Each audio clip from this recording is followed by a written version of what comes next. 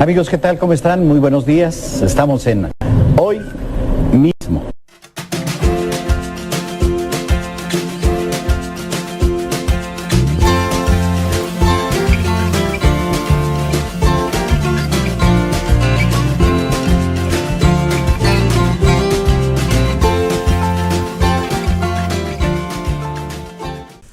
Amigos, ¿cómo están? Soy Guillermo Ochoa, les saludo.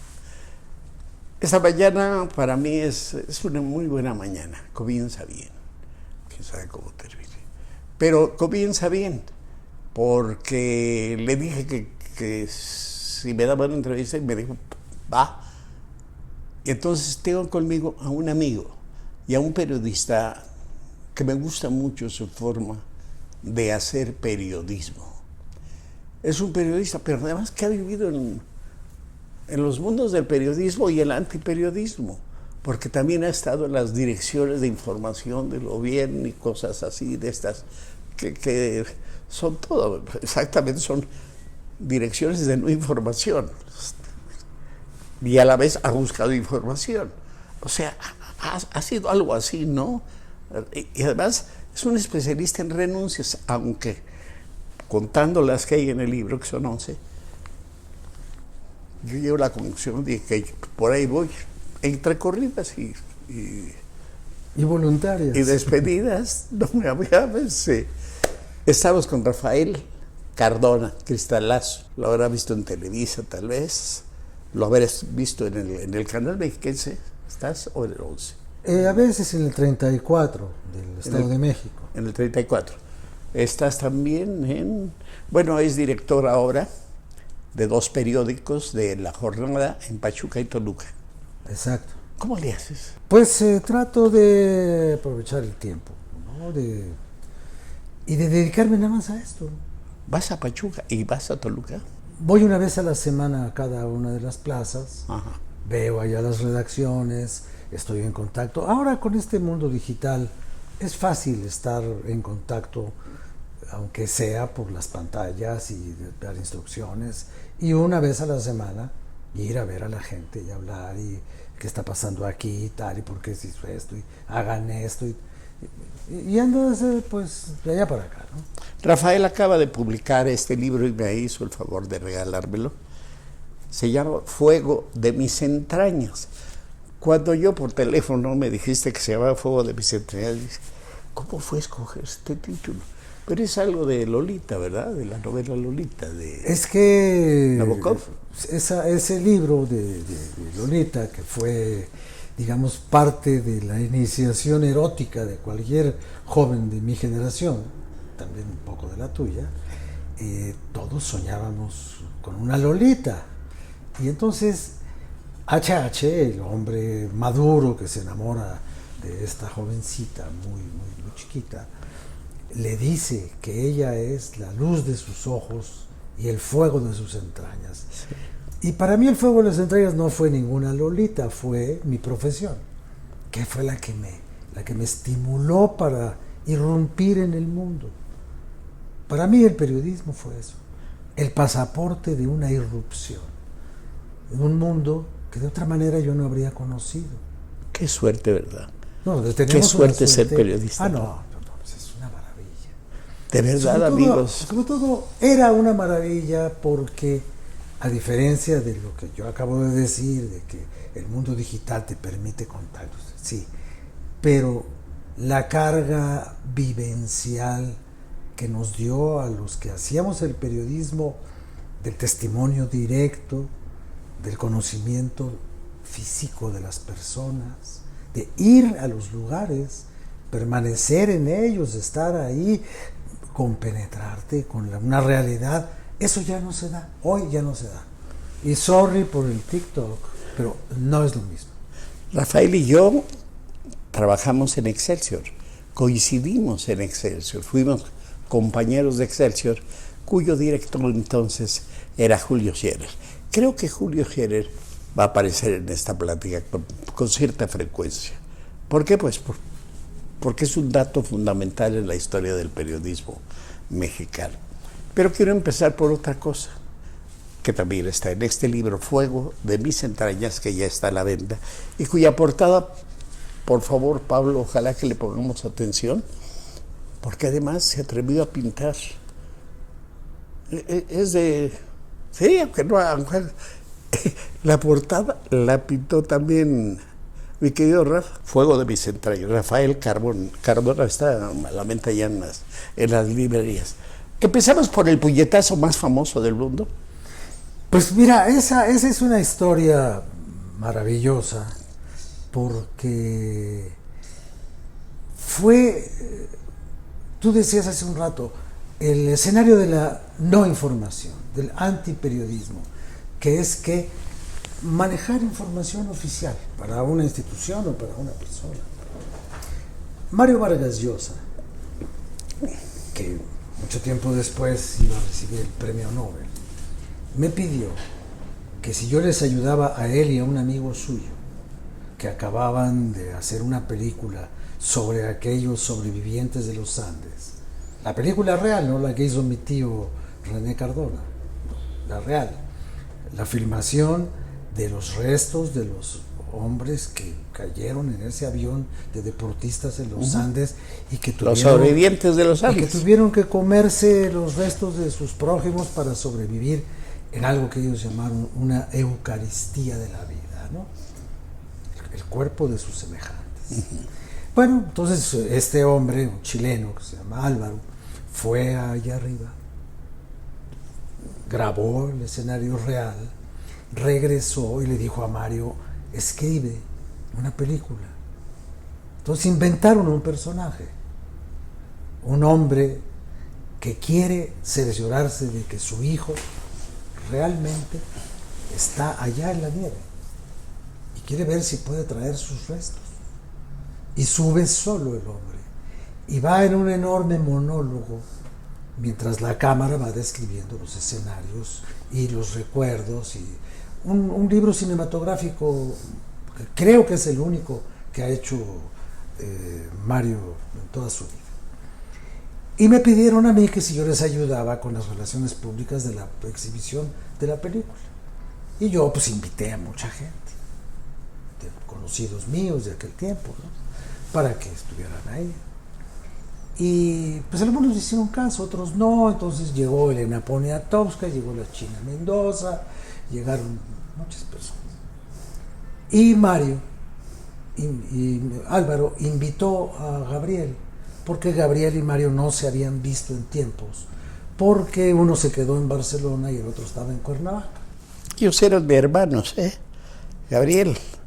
Cuando Gabriel y Mercedes no tenían que comer, literalmente. Carlos Fuentes, el Magno Fuentes, los invitaba a comer siempre, y sobraba comida y les decía que la agarraron. De ahí se formó una amistad también, una triangular amistad, sí, con Mario Vargas Llosa. Eran realmente como hermanos. Cuando vivían juntos en Barcelona, realmente vivían juntos, porque habían ido por intervención de Carmen Balcells a un edificio donde habían rentado 2 departamentos pegados, contiguos, ahí, anejos, como dicen allá en España, ¿no? Entonces uno vivía en el 4, el otro vivía en el 5, y tenían la puerta permanentemente abierta, y las esposas eran amigas, entraban y salían. Era una... pues era casi como un falansterio. ¿Quiénes eran? ¿Patricia y Mercedes? Eran Patricia y Mercedes. Y ahí fue donde se armó un pleito del cual yo iba a enterarme tiempo después del puñetazo.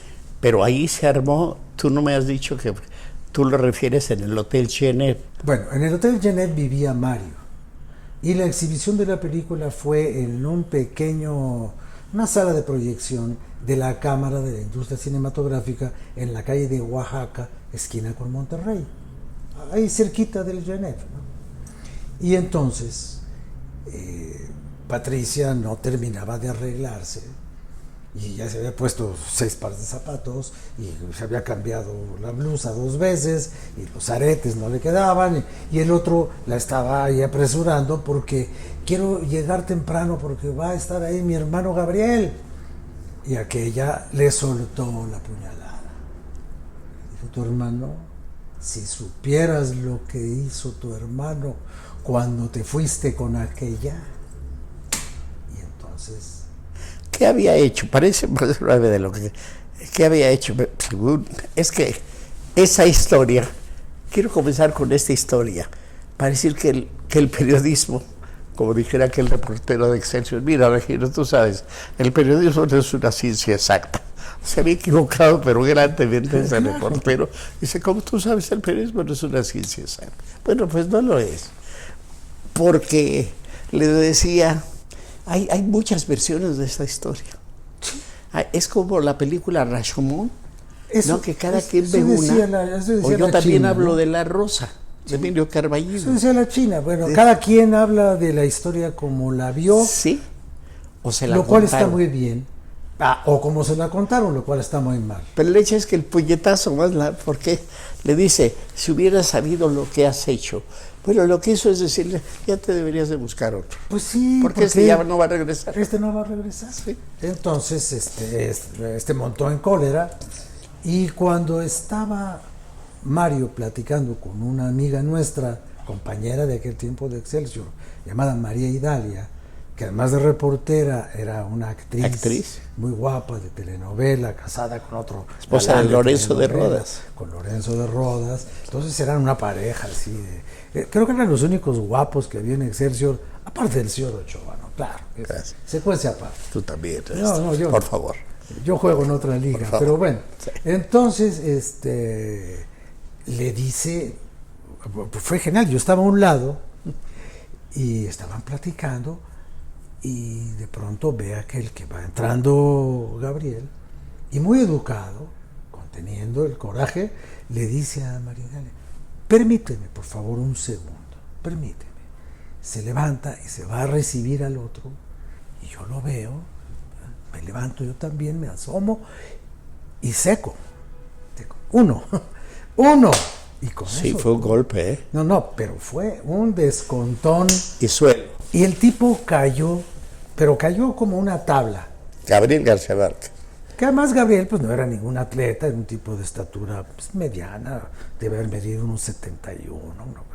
Pero cayó, diría alguien muy gráfico, cayó como tapa de excusado. Sí. Así cayó.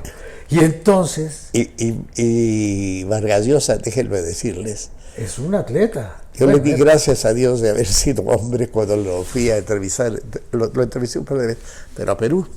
Pero a Perú, cuando lo vi al tipo que salió a abrirme a la puerta a él, con un... ¡Qué bruto! Un tipo de lo más guapo. Yo creo que solamente Carlos Fuentes, entre los intelectuales, le han podido competir. Pero además muy alto, muy fuerte. Muy fuerte. El golpe fue definitivo. Sí. Definitivo. Y entonces, bueno... Y entonces ahí se armó ya el lío. Iba entrando Elena Poniatowska segundos después y ve tirado a Gabriel en el suelo y cree que está jugando. Una de esas bromas que se hacían entre ellos, de que alguien se hacía el muerto o cualquier. Y le pone un pie encima. Le dice, ay, hasta que te puedo poner un pie encima, Gabriel. Y ya bien, el tipo tapándose la cara y la sangre ya se veía entre los dedos. Y de ahí al escándalo. De los escándalos. Y de ahí el mundo, el puñetazo más famoso del mundo.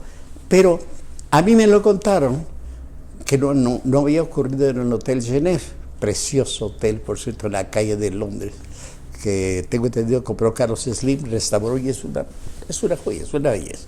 Bueno, ojalá que lo pueda usted por lo menos conocer, es un lugar caro. Pero tampoco se va a quedar ahí. Pero ver la colección de teléfonos, algunos documentos, autógrafos de aquellos que vinieron al centenario de la independencia, en fin, usted puede, el Hotel Genève, la calle de Londres. Pero a mí me la contaron que había sido en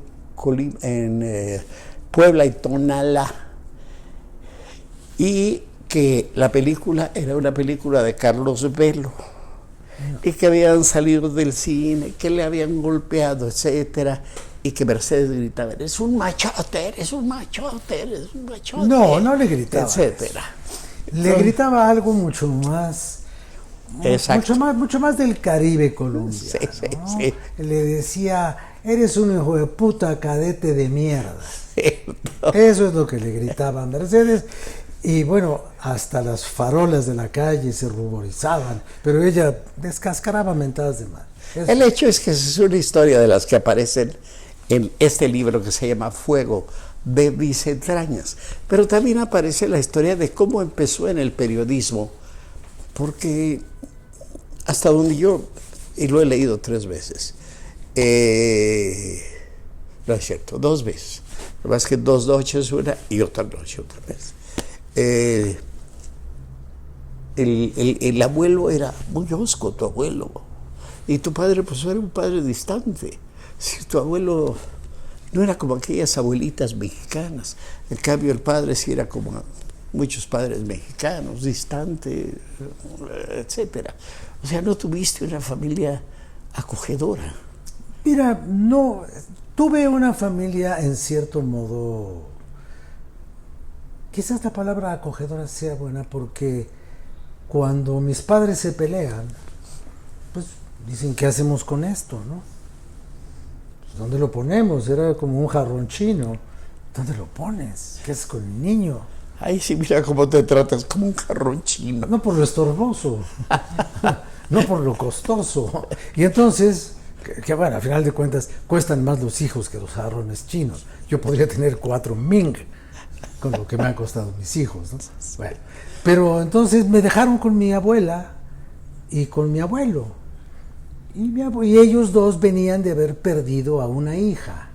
Entonces fue un poco como si les restituyeran a la hija que murió con un niño nuevo, ¿no? Y entonces, bueno, mi abuela, que fue mi madre, fue muy cariñosa, fue madre, fue abuela, fue institutriz, fue maestra. A los 4 años yo ya sabía, no digo escribir porque eso todavía no lo sé hacer, pero yo ya sabía juntar letras con un lápiz, y ya podía leer el silabario de San Miguel. Ya a los 4 años, cuando llegué a la escuela, ahí empezó yo llegué dislocado ya. Llegué a la escuela cuando los otros niños no sabían y yo ya sabía. Entonces me aburría porque pues me enseñaban cosas que ya sabía. Que ya sabías. ¿Y al periodismo cómo entraste? Pues entré por herencia, porque mi abuelo era periodista, mi padre... Pero tu abuelo te llevaba algunas veces a la redacción de La Prensa. No tenía yo nada que hacer los Y te sábados. decía, a ver qué haces. Y Vete mi por abuelo ahí. me llevaba al periódico, o sea, véngase conmigo, vamos al periódico. Y yo, ¿qué hago en el periódico? Pues ver. Entonces fui y empecé a ver cosas prodigiosas. Los juguetes más maravillosos del mundo están para un niño en un periódico. Es cierto. Ver un teletipo era la magia. Ver un teletipo era mejor que leer una novela de Harry Potter, porque es decir, era una magia tangible. Entonces es una cosa que escribía y decía que Nueva York, no sé qué, y veías cómo avanzaba el papel. Para quienes somos periodistas, entrar a un taller, al taller del periódico, de cualquier periódico. Yo entré a un taller pequeño en Toluca. Es como entrar a una feria. Y luego a Rafael le dio chance el manejador de La Prensa. La prensa es enorme. Es un aparato, es un monstruo antediluviano. Es un ferrocarril. Es enorme. De apretar un botón. ¿Te acuerdas de ese momento? No, me acuerdo nítidamente. Y entonces yo le oprimí un dedito así chiquito de un escuincle de 7 años o algo así, y de pronto el ruido de la máquina que empieza a rechinar y era como ver el despertar del dinosaurio. Y yo lo había despertado. Porque yo tenía ese poder. Despierta con cierta vibración. Ah, no. Si una rotativa no se instala correctamente sobre una base de concreto, por lo menos de 1 metro de espesor, tira el edificio en el que está alojada por las vibraciones. Es brutal la rotativa, pero es maravilloso.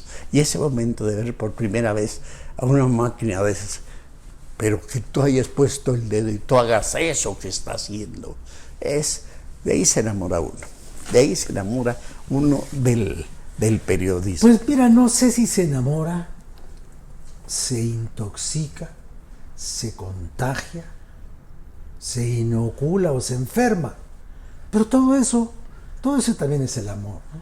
Sí. Si no hay enfermedad, no hay amor. Esos amores administrados, así de que poquito para que no haya tragedia, ¿no? Hablando de amores, vamos a hablar de Excelsior, ¿quieres? Ahí coincidimos un tiempo porque yo de ahí me fui a la televisión. Rafael se quedó, vamos a decirlo, hubo un gran conflicto en Excelsior, pues, muy conocido, el conflicto Scherer, vamos a decirle así. Ahorita le pido a Rafael que explique cómo estaba. Yo ya había salido, pero hubiera salido yo. Si me hubiera quedado en Excelsior, también hubiera salido con Julio Scherer esa tarde. Pero tarde o mañana, la asamblea que eras. Bueno, la asamblea estaba citada para en la mañana, pero fue un motín. No fue una asamblea, fue un motín. El motivo Pero ahorita para... te voy a preguntar. Ahorita te voy a te voy a llevar explicar ahí. cuál fue el motivo Porque de la quiero asamblea. entrar por otra parte, a esa anécdota tuya. Yo les digo, yo ya había salido de Excelsior, pero en el corazón creo que hubiera salido con Julio Scherer. Ni hablar, habría presentado mi renuncia y quizá como te pasó a ti, Regino Díaz Redondo, te hubiera firmado una copia en la salpicadera de un automóvil.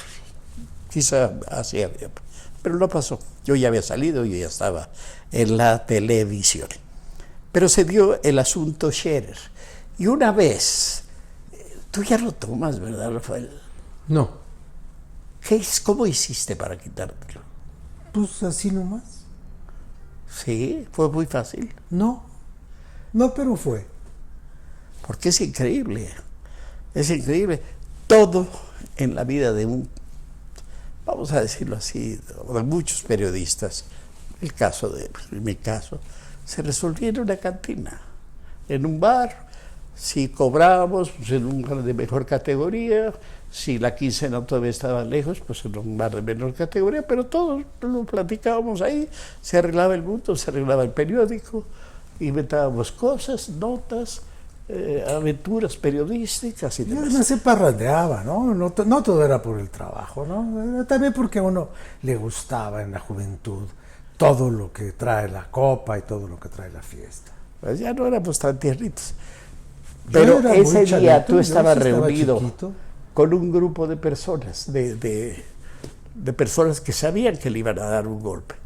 ¿Recuerdas alguna de ellas que citas aquí? Bueno, estaba ahí Marco Aurelio Carballo, Carballo. Andrade, Elías Chávez, Guillermo Mora, José Reveles. Y era el grupo que estábamos ahí. Y hablaban de que le iban a dar un golpe de Estado. En la asamblea iban a quitar a Julio Scherer. Es una cooperativa de Excelsior, ahí un voto de un prensista o de de un limpiador, vale lo mismo que la del director. Es exactamente un voto por cabeza, cooperativista. Y se pensaba darle un golpe de Estado, orquestado por la Presidencia de la República, desde luego, a Julio Scherer y poner a Regino Díaz Redondo. Hablaban de eso. Y dice, ¿pero quién se lo dice a Scherer? Y te aventaste. ¿Quién le dice a Scherer que aquí nosotros estamos de su lado? Que nos haga un encargo político interno para dentro de la cooperativa nosotros respaldar la posición de la dirección, como dirían ahora en los tiempos políticos contemporáneos, la dirección legítima, ¿no? ¿Y qué pasó? Y pasó que me dijeron, pues tú ve, tú que eres el de la idea, ve tú y habla con Scherer y dile que estamos de su lado. Y entonces yo fui, le dije a Elenita, que era su secretaria, le dije, quiero ver al director, ahorita estaba ocupado, pero regrésate en una media hora y yo le digo, ahí voy. Y entonces eran, pues no sé, como las 12 del día o algo así, le digo, oiga, todavía en aquel tiempo nos hablábamos los dos de usted, no sé por qué, y dije, oiga, don Julio, pues mire que estamos viendo que aquí se presenta esta posibilidad catastrófica, pero esto puede pasar. Y me dijo una frase que revela una de dos, o la poca perspicacia que tenía Julio para cosas que no fueran el periódico hacia afuera, o su desinformación absoluta, ¿no? Cosa imperdonable. Me dijo, mire, don Rafael, el tiempo en el que a mí me podían poner un paracaidista aquí en esta oficina, empapelando el edificio con billetes, ya se pasó. Permítame. Entonces se levanta, se va a un teléfono, murmura no sé qué cosa, que después supe, y a los 2 o 3 minutos, toc toc, la puerta. Abre la puerta y aparece Regino. Regino Díaz Redonda. El golpista, en ciernes, ¿no? Y entonces dice Scherer, hermano, Scherer era vehemente y encimoso, entonces abrazaba y golpeaba la espalda de la gente. Hermano, hermano, hermano, hermano, hermano. Ya. Mira, hermano, aquí don Rafael dice que me quieres dar un golpe de estado, hermanito. ¿Verdad que eso no es cierto? Entonces, bueno, pues la suerte estaba echada ya, ¿no? Ya. Entonces el otro dijo, oye, yo tengo cosas que hacer. Mira, Julio, yo no tengo tiempo para pendejadas. Tengo que cerrar la primera edición, así es que voy a cerrar la 10. Yo no parezco pendejadas. ¿Y se fue? Y se fue. ¿Y ya? Y te dejó con... Y entonces yo, por primera vez en mi vida, bueno, no sé si por primera, pero en la ocasión más importante que eso se puede contar, sentí lo que es quedarse colgado de la brocha. Y ya. Se quedó colgado de la brocha. Colgado de Viene la la asamblea, se acaba eligen a Regino. Y la asamblea se convoca con un pretexto baladí. ¿Por qué yo? Porque Scherer me quiere compensar de alguna manera y entonces me encarga que yo coordine una sección del periódico, la sección de radio, cine y televisión, en medio de un pleito cruzado, trenzado, feroz, interminable contra Televisa. Y entonces yo caigo en esa posición. Y el que hacía esas páginas era el presidente del Consejo de Vigilancia de la cooperativa. Entonces me avienta a los leones, a sus opositores. Y entonces, pues yo no puedo hacer nada porque choco con ellos. Así que, y sin embargo logro cosas interesantes, ganándoles a todos la información desde mi posición. Y la cosa más linda que les pude ganar fue que yo me traje en un avión al Indio Fernández de Guatemala y lo entregué a las autoridades para que lo metieran al bote cuando todo el mundo lo buscaba por asesinato. Pues yo lo encontré antes que la policía y lo publiqué en el periódico en contra de los deseos de Julio. Yo decía, Julio, necesito lana para irme a buscar al indio. Don Rafael, ¿a quién le importa el indio? Hay cosas más importantes que el indio. Y el día que lo conseguí, big front page, ¿no? O sea, gran primera plana. Pero así era la vida nuestra y era toda madre, ¿no? No, era una vida ¿qué más realmente quieres? Incomparable. Si yo hubiera ganado lo necesario, no me hubiera salido de Excelsior.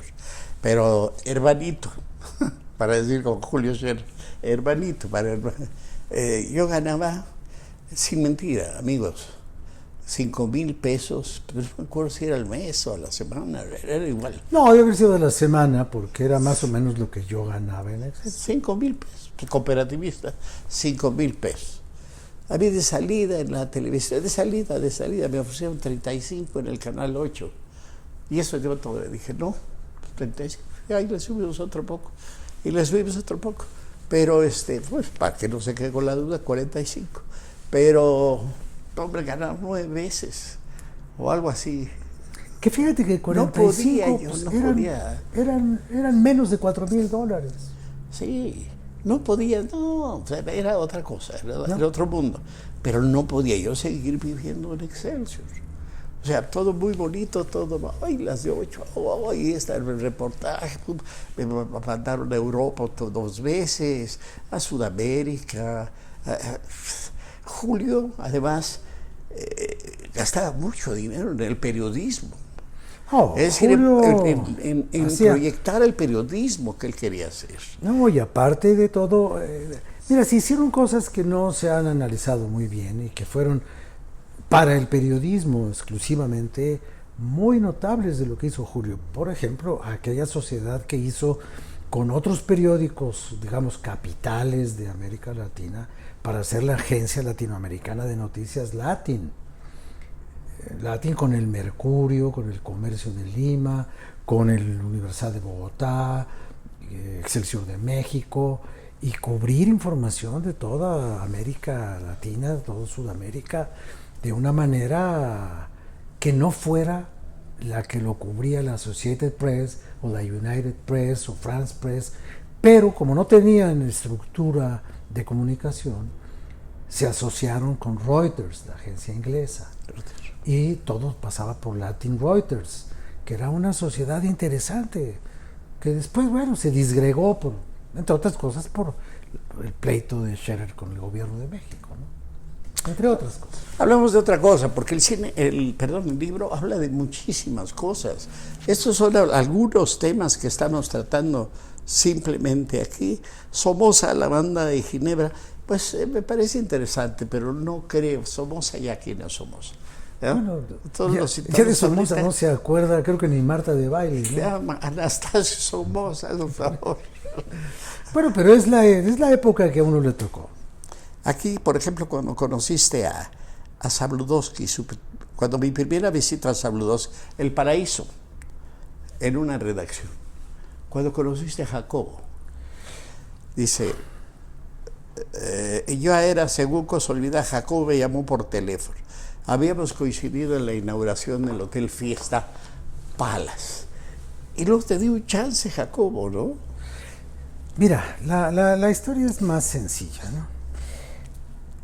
La verdad, esa es una imprecisión del libro. Yo no conocía a Jacobo trabajando como reportero. Es más, yo no conocía a Jacobo. Jacobo me conoció a mí. Porque Jacobo llegó a la maternidad en donde mi señora madre me había traído al mundo un día después de que yo nací, y le llevó unas flores porque era amigo de mi papá. ¿Tú eras de maternidad? Sí, en una maternidad ahí en la colonia Juárez, no sé. Nosotros éramos todavía de la casa, eso. Nosotros nacíamos en casa. Bueno, ahí había una cliniquita obstétrica ahí, no sé, la dirección del acta de nacimiento dice Nápoles 40. Pues ahí Nápoles 40. Pero el caso es que Jacobo le fue a llevar unas flores a la esposa de su cuate, porque trabajaban juntos en XCQ. Y entonces Jacobo, que siempre fue detallista para esas cosas, pasó, dejó unas flores y se fue. Y entonces vio ahí al bodoque, el bodoque era yo. Entonces Jacobo me conoció a mí antes de que yo lo conociera a él. Entonces desde ahí arranca esa historia. Y cuando yo había abandonado la universidad, porque no me gustaba la vida académica, no me interesaba la escuela, preferí inscribirme en la Universidad de los Autodidactas, y entonces mi papá le dijo a Jacobo que me diera chamba, y Jacobo en ese momento no podía, pero cuando pudo me la dio, y fue a partir de que nos encontramos en la inauguración del hotel, donde conocí casualmente a Lolita, a la verdadera Lolita, la actriz que escogió Stanley Kubrick para hacer la película con James Mason y Shelley Winters. Entonces ahí conocí a Lolita. ¿Quién era él, el maestro? ¿Qué maestro? El de Lolita, el profesor que se enamora El de... profesor, HH, sí. ¿Con quién? Humphrey. Ajá, sí. Qué sufrimiento, ¿no? Qué terror. Y mientras Como tanto tú decías, la mamá de si Lolita... no hay sufrimiento, si no hay amor. Ah, no, sí, claro. Pues, para amores bonitos ni en la revista Hola, ¿no? Sí, de ahí viene Fuego de mis Y entrañas. de ahí viene Fuego de mis El entrañas. nombre del libro. Porque a mí el fuego me ha perseguido, por dentro y por fuera. Así que ahí estamos, ¿no? Cierto. Oye, vamos a cambiar de temas si te parece. Bueno, Jacobo, ¿en qué acabó contigo? O sea, ¿qué hiciste para Jacobo?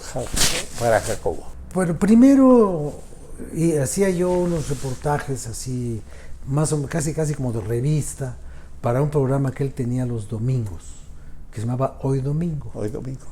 Y ahí pues estuve una temporada. Eso provocó muchos celos en la prensa donde yo trabajaba, y el director de la prensa me dijo: te ves muy bien en la televisión, te felicito, no sé qué, pero aquí nosotros somos muy celosos de nuestra gente. Y te quiero decir que tomes una decisión, aquí o allá. ¿Quién era Mario Santalla? Mario Santalla. Y entonces le dije: bueno, don Mario. Me dice: no, tómate una semana para que lo pienses y luego me dices. Pero te lo advierto, estás a punto de entrar a la cooperativa, porque era otra cooperativa la prensa, y entonces considéralo, aquí o allá. Está bien, don Mario. Entonces fui a ver a Jacobo y le dije: oiga, pues allá me dicen que aquí o allá. Entonces Jacobo me dijo lo mismo. Me dijo: ¿sabes qué? Yo creo que allá, porque ahorita no puedo, no tengo, y además pues, tú estás mejor escribiendo que en la pantalla, y no sé qué, y esto es muy inseguro, y esto se acaba cualquier día, y no sabemos, y bla, bla, bla, bla, bla. Se acabó. Pero un día nos encontramos trabajando, y luego él vio lo que yo había publicado en el periódico, le llamó la atención, y cuando hubo una oportunidad, al salir yo de Excelsior, peleado con Regino, y después al salir de Proceso, peleado con Julio, entonces me llamó y me dijo: oye, ¿quieres trabajar? Y le dije: pues sí, porque yo era soltero, no tenía muchas responsabilidades que no fueran las mías, ¿no? Pero vivía en un departamentito y tenía la renta atrasada, el refrigerador era el domicilio de un último huevo. Ya no había nada más que un huevo que tenía ahí como 3 semanas, y yo creo que ya no estaba en buenas condiciones. No tenía lana, no tenía coche, no tenía nada, y entonces me ofrecen trabajo en la televisión. Dije: pero ahorita. Es que esa era la vida de un periodista. Porque se ha hablado mucho de la corrupción de los periodistas y que los chayotes de los reporteros. Eso es propiciado, ha sido propiciado por los propios dueños de los medios. Además, mira, a mí no me da pudor decir que yo sí he recibido dinero a cambio de una publicación. ¿Tú? Sí, y te voy a contar, se los voy a contar también. Un día yo fui a Iztapalapa, a los ensayos de la Pasión de Iztapalapa, y hablé con el Cristo, y hablé con la Santísima Virgen María, y el fotógrafo imprimió muchas placas y entonces allá en un rincón estaba un tipo con una bolsa así, haciéndole así, haciendo ruido con unos pesos de plata, y me acerco y le digo: oiga, quiero platicar con usted. ¿De qué? ¿Por qué? ¿Qué? ¿Era Judas o qué? Era Judas. Era Judas. Traía una túnica morada, ¿no?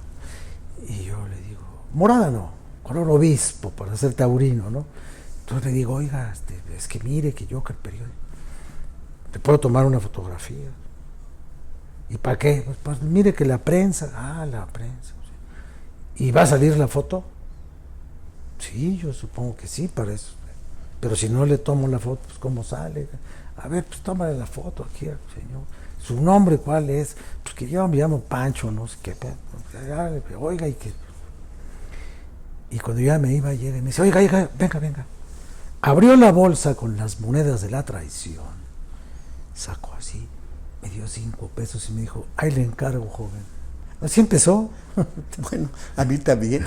Entonces, el único puta que me han ofrecido así directo en la vida, me lo dieron. 50 pesos en un billete nuevecito. ¿Pero quién cree que fue? El obispo Arturo Vélez Martínez de Toluca, el primer obispo que había en Toluca. Yo le fui a hacer una entrevista, y al terminar la entrevista saca 50 pesos, nuevecito, lo dobló en 4 y me lo metió 4. Le dije: don Arturo, bueno, está bien, y lo puse en la cajita de las limonas. En el cepo de la limón. En el cepo de las limonas. Muchas gracias, don Arturo.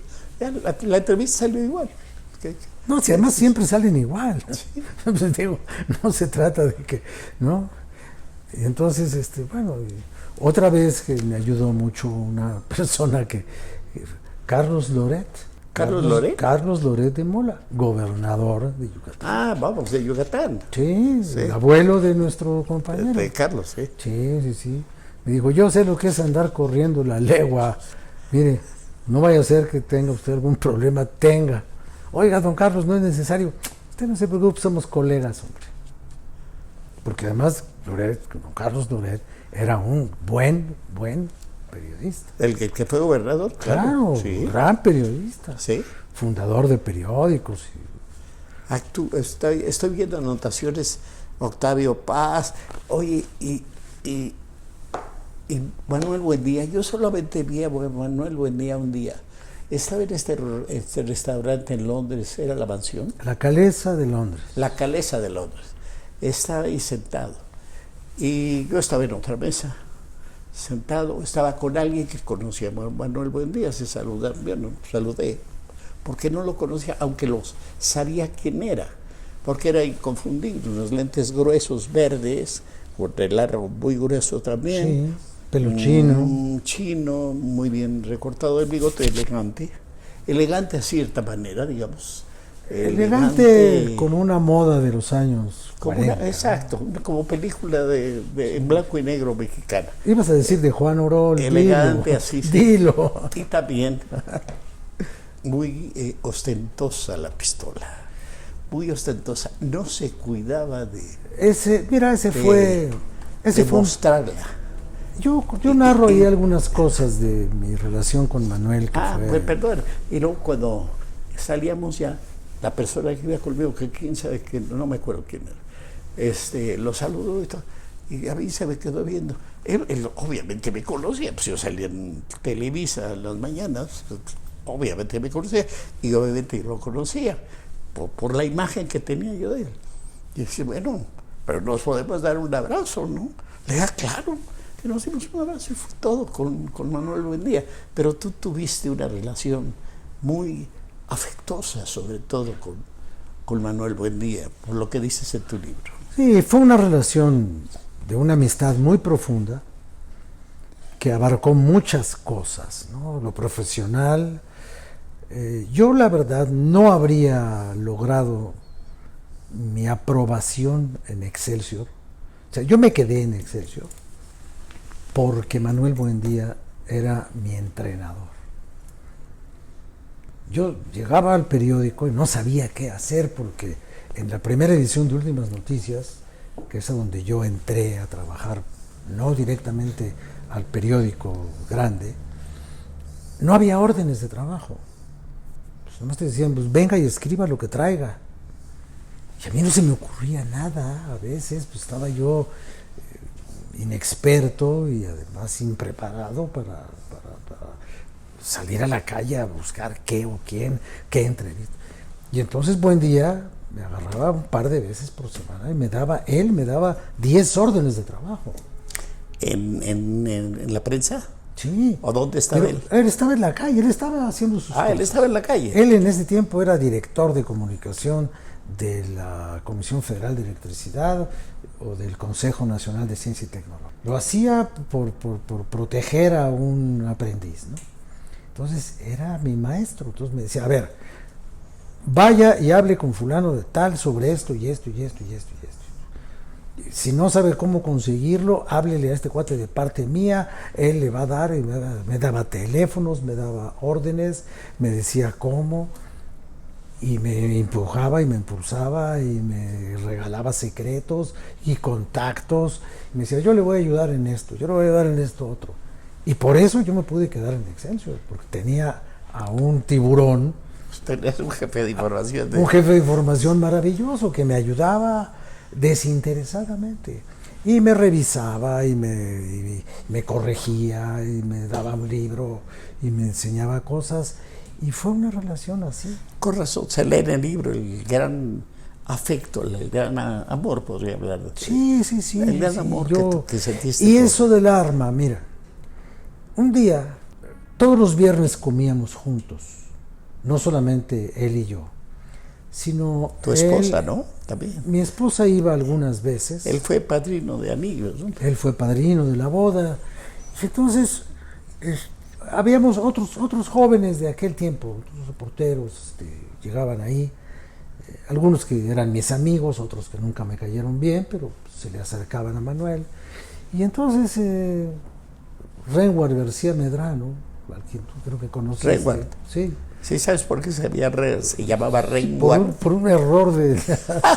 Porque el nombre del registro civil, sus papás querían que se llamara Renoir, como el pintor. Sus papás de Renward García Medrano.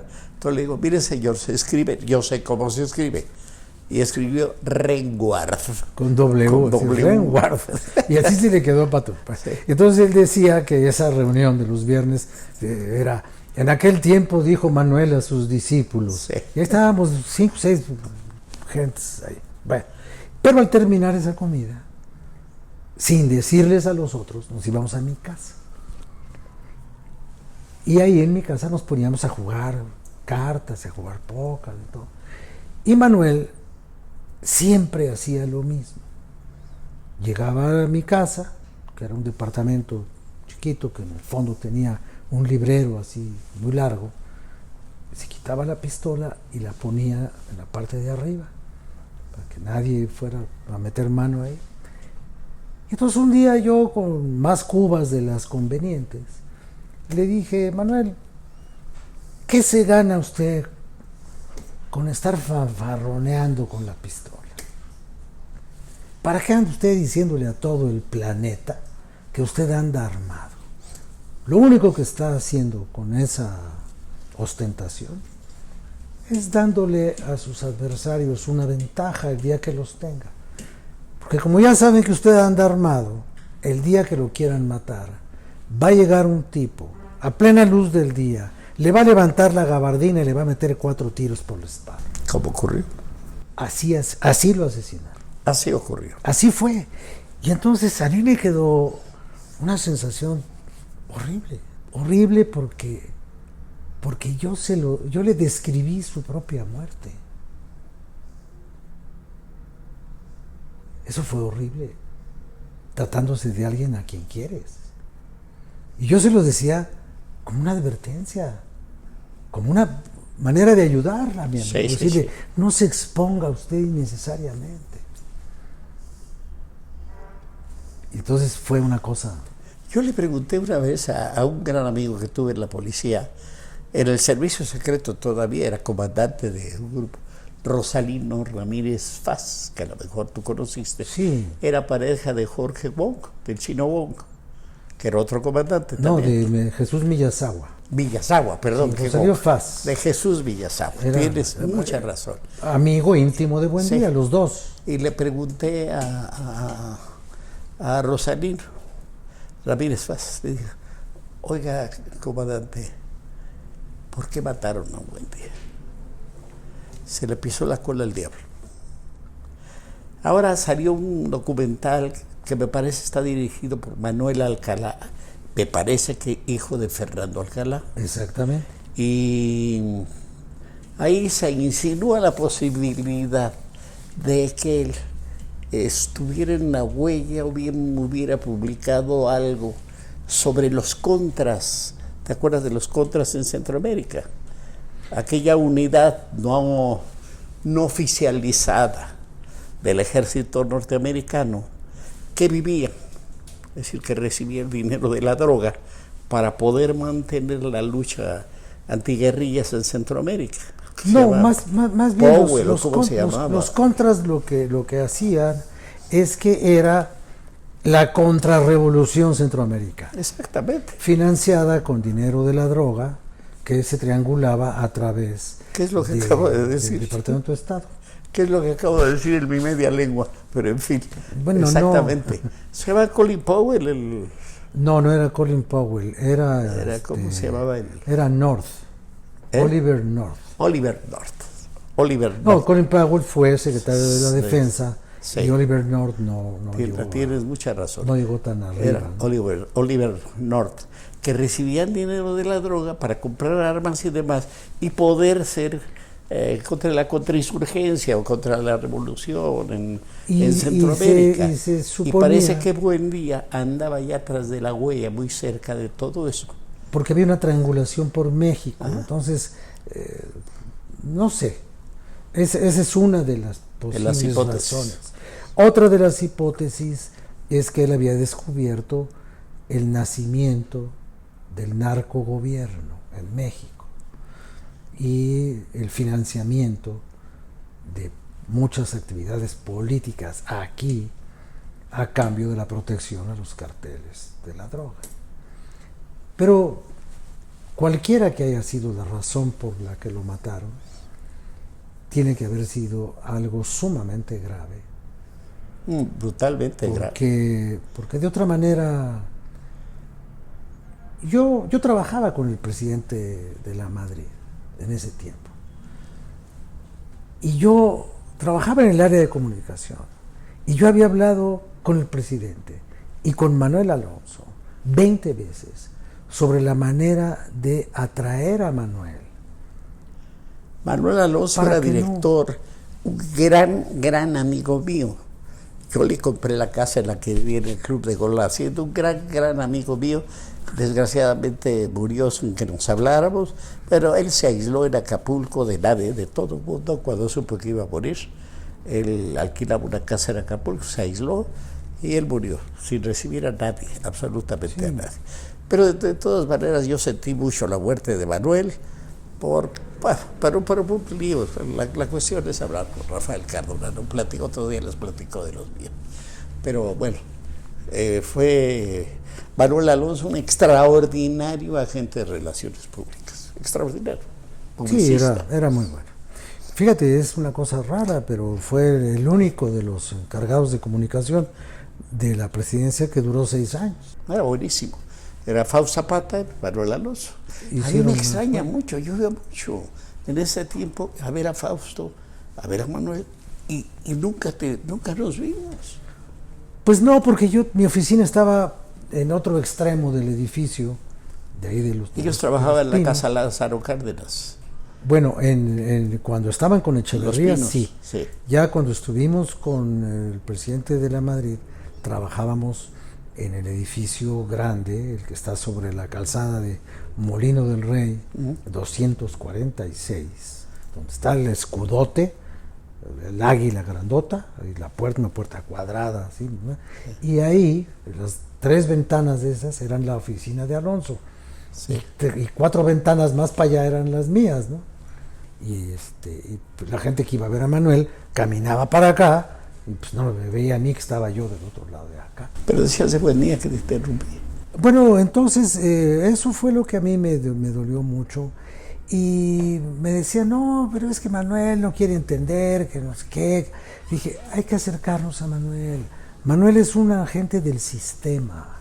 Manuel no va a cometer una locura con la información, porque Manuel, cosa que pocos saben, Manuel era el jefe de prensa del gobierno de la Ciudad de México el día del halconazo con Alfonso Martínez Domínguez, y después fue director de comunicación de la Comisión Federal de Electricidad con el hermano de Martínez Domínguez, con Guillermo. Entonces era una gente que entendía la realidad del sistema político. Ese trabajo. No era un guerrillero. Ese trabajo que iba a dejar Manuel me lo ofrecieron a mí. Pues fíjate, es que todo aquí el de la Comisión Federal de Electricidad. Todo se conecta. Cuando lo iba a dejar Manuel para pasar a la presidencia, me ofrecieron a mí ese trabajo. No acepté. ¿Tú por qué aceptaste trabajar en el gobierno? Yo acepté trabajar en el gobierno, primero porque no tenía otro trabajo. Esto es como la respuesta del yucateco al que le piden dinero prestado, ¿no? Oye, necesito que me prestes 100 pesos. Mira, no te lo puedo prestar por varias razones. La primera, porque no tengo. No, pues ya la segunda y la tercera ya no me las di. ¿Por qué trabajé en el gobierno? Porque no tenía otro trabajo. Pero siempre creí, Primero quizás como una justificación y después me di cuenta de que estaba yo en lo cierto, de que yo necesitaba conocer los dos lados de la moneda, porque si no, nunca iba a ser un periodista completo. Y yo tenía que aprender cómo se manipula la información desde la jefatura del Estado. No ser jefe de prensa de la delegación Cuauhtémoc o de la alcaldía de Miguel Hidalgo. A ver, ¿qué hacemos? ¿Qué hacemos con mi papá con un cuchillo? ¿Cómo se maneja esa información? Yo les hubiera dicho cómo. ¿Te refieres al caso Tabe? El caso Tabe, ¿no? Tabe. Eso porque es muy reciente. Bueno, pero mucha gente no sabrá qué es el caso Tabe. Es que abrieron una taquería, ¿no? el papá del alcalde de Miguel Hidalgo es un señor que tiene restaurantes. Mauricio Tabe. Y que introdujo en México los giros estos los griegos. Alambres estos, sí. Los trompos de pastor, pero allá en Grecia, ¿no? Claro. Con carne de cordero. Bueno. Y entonces abrió un negocio en la delegación aquí. Miguel Hidalgo. Y entonces los adversarios políticos empezaron a hostigar al papá, que abrió su taquería, que antes la tenía en otra alcaldía. Y al señor se le bota la canica cuando le llegan a clausurar y sale, como decía el que escribía la crónica policíaca en nuestros tiempos, con un largo y filoso cuchillo y amaga. Un cebollero, dijéramos, el Regino Burrón. Y amaga al muchacho del Instituto de Verificación Administrativa y hace como que... Y eso, pues, que me perdone quien me tenga que perdonar, pero esto es un intento de homicidio. ¿Pero por qué salimos con tal? ¿Tú estabas en el gobierno? No, salió porque esa información se puede manipular y convertir eso, que es un intento de homicidio, se puede convertir en otra cosa si uno aprende a manipular la información. Yo dije, yo quiero aprender cómo se hace eso desde adentro. Quiero saber desde adentro quién es quién. Quiero saber con cuánto dinero se subsidia a cada periódico. Quiero saber cómo se vende y cómo se compra la publicidad oficial. Quiero saberlo todo y quiero estar ahí adentro. Y si no estoy ahí adentro no lo voy a saber nunca. ¿Y quieres leer periódicos como se debe? ¿De dónde viene? ¿A dónde va? Claro. Y entonces, ¿de dónde viene esta nota? ¿A dónde va? ¿Y por qué hoy? ¿Por qué no se publicó mañana? Sí, entonces, todo eso, amigos, todo eso. Es una verdadera... Algunos de ustedes no tienen por qué saber, ni por qué sospechar, ni nada de eso. Pero detrás de cada nota hay un manejo de la nota. Hay un manejo. Las notas tienen genealogía. Sí. Tienen por origen. Eso siempre pregunta, la fuente. Es decir, si a mí me mientan la madre, pues yo siempre pregunto de parte de quién, ¿no? Hay que checar la fuente. Hay que checar la fuente. A lo mejor es una volada, como decimos en el periódico. ¿Sí? O sea, algo que no existe, ¿no? Una volada es una información sin sustento, sí. ¿No? Pues sí. Nada más. Entonces, yo aprendí eso. Estuve 6 años. Además, para un periodista es un privilegio conocer alguna vez, 2, 3 o las veces que se haya permitido que eso ocurriera, conocer secretos de Estado. ¿Conocer qué? Secretos de Estado. Y guardártelos. Ah, sí, desde luego. Y guardártelos. Y guardarlos, porque si no ya dejas de ser. A lo mejor un día, 30 años después los publicas, ¿no? Sí, cuando ya. Cuando ya no importa. Cuando ya prescribió la importancia de las cosas. Cuando ya ni huela ni hieda. Ya, como caca de perico, ¿no? Como caca de perico, ya. Sí. Ni huele. Pero eso fue lo que yo hice. Y después regresé al ejercicio de mi profesión, ya con un equipaje y con una coraza mucho más armada y con un conocimiento más serio de las cosas, sin perder el gusto del primer día, ¿no? A mí esto me sigue gustando tanto como la primera vez. Amigos, tiene muchas cosas interesantes este libro. Se llama Fuego de Octavio Paz, ¿qué más les digo?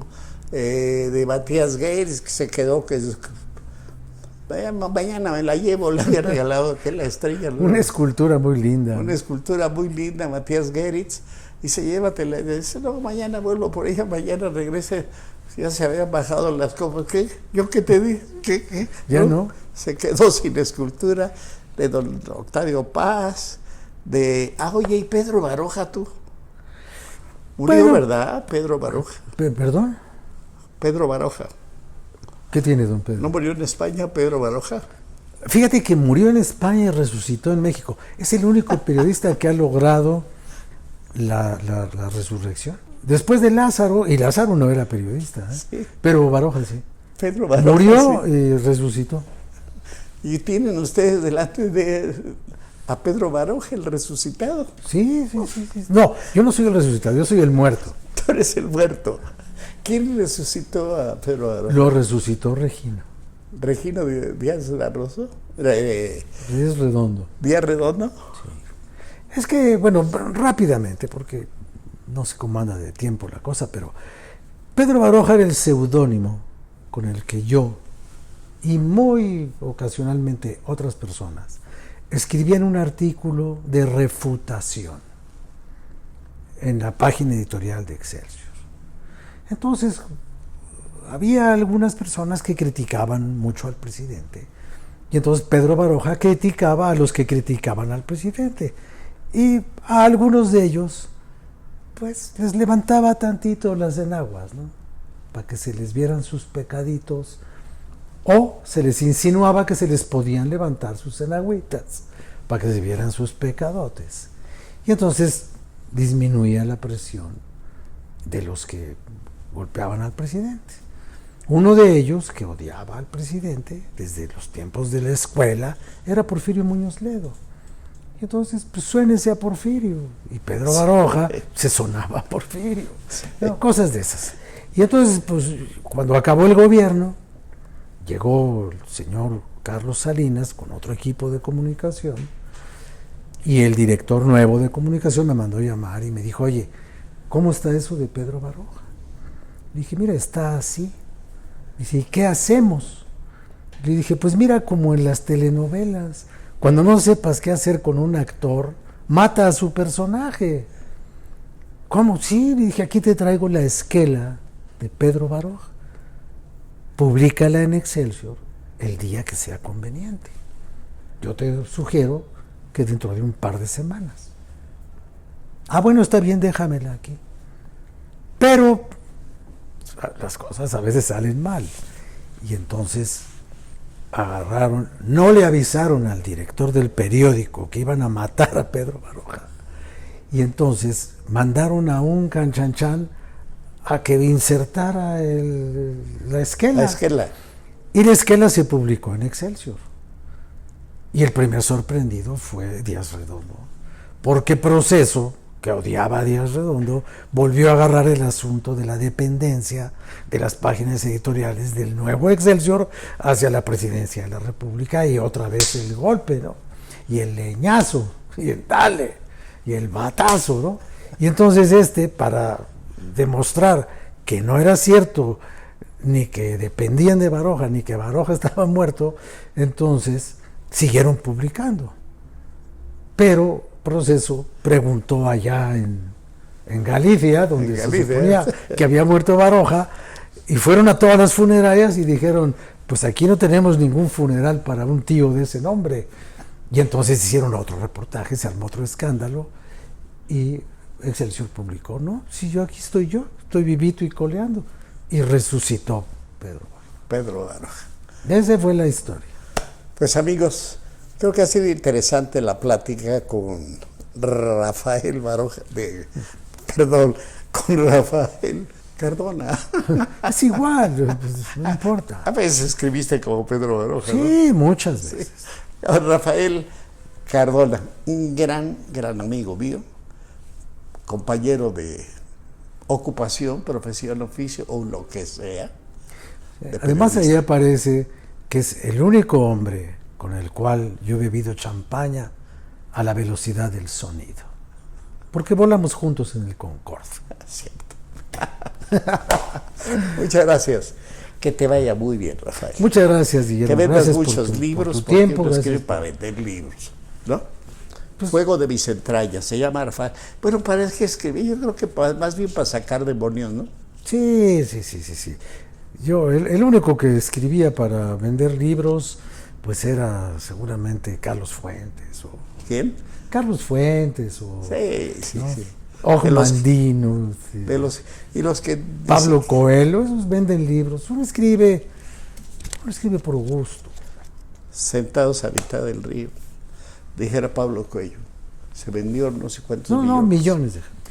Sí. Es todo. Que les vaya muy bien. Muchas gracias. Muchas gracias otra vez, Rafa. Que te vaya Gracias muy a ti bien. otra vez. Hasta luego.